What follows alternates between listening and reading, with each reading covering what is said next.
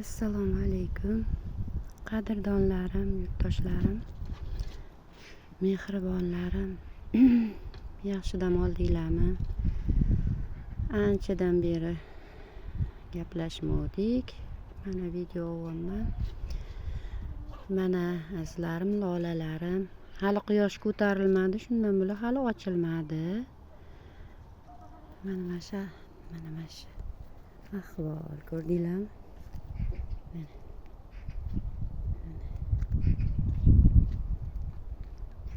Piyonlarim, xudo xolisa ochiladi bular ham bu yil.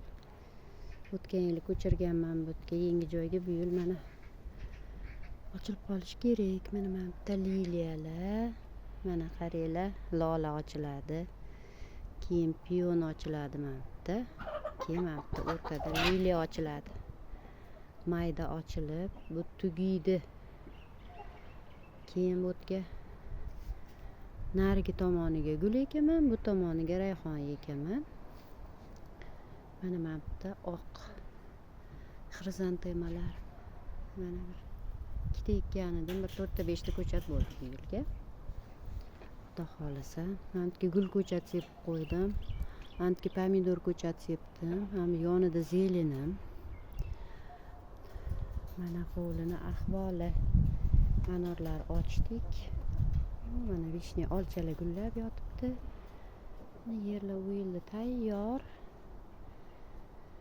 Ishni boshlaymiz endi bahor mavsumini. Bu lolalarni qaranglar, lolalarni.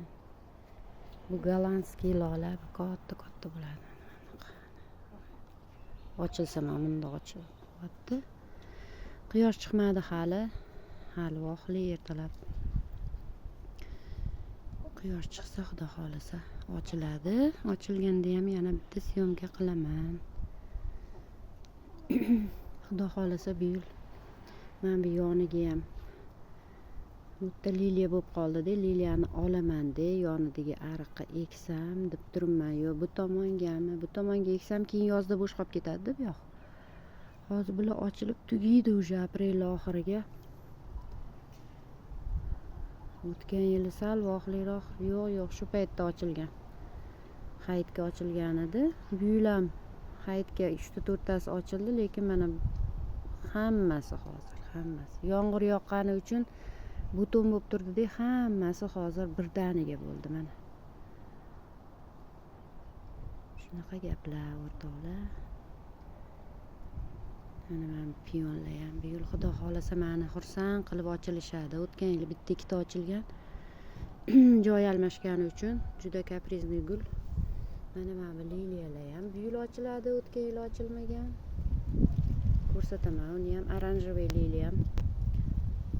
Mana shu qizili bor. Shunaqa ranglaridan topib ekishim kerak.